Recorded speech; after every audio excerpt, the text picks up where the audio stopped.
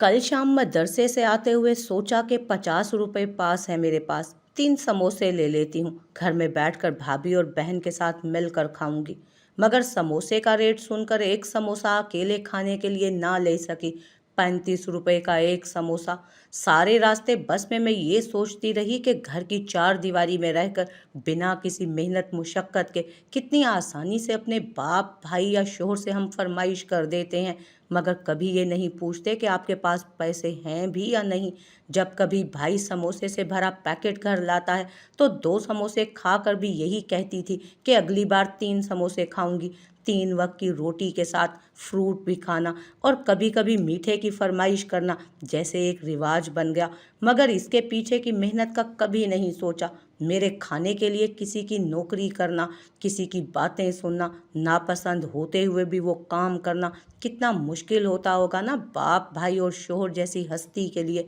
गर्मी की वजह से लाइट जाने पर हम किचन में खाना नहीं बनाते कि गर्मी बहुत है, मगर इस सूरज की गर्मी को बर्दाश्त करके जो हमारे सर पर साहिबान बने, उस हस्ती का क्या। दिल ने कहा छोड़ दूं खाना खाना, छोड़ दूं पढ़ना लिखना, छोड़ दूं इस दुनिया की हर ख्वाहिश को। इतना सब करने के बाद भी बहन बेटी की शादी की फिक्र। पता नहीं हंस कैसे लेते हो आप लोग। इतनी जिम्मेदारियों के बाद कैसे शाम को घर आते हुए एक सुकून लाते हो अपने चेहरे पर। कौन सी मिट्टी के बने होते हैं ये बाप भाई और शोहर। घर आकर भी अपनी जिम्मेदारियां पूरी करते हो। भाई मुझे दोस्त के घर जाना है, छोड़ आओ। अब्बू पैसे चाहिए, दोस्त की बर्थडे है, गिफ्ट देना है। कसम खुदा की, जितनी मेहनत की रोटी ये घर के मर्द हजरात खिलाते हैं ना, सलाम इनकी अजमत पर। ये पोस्ट मेरी उन बहनों और दोस्तों के लिए है जो बस ये कहती रहती हैं कि हमारे लिए कभी कुछ नहीं किया आपने, हम कॉम्प्रोमाइज़ करते हैं। एक घर के काम करने में हम जहान को सुनाते हैं कि हम लोग लड़की कितनी मेहनती है, मगर मर्द हजरात को हम भूल जाते हैं।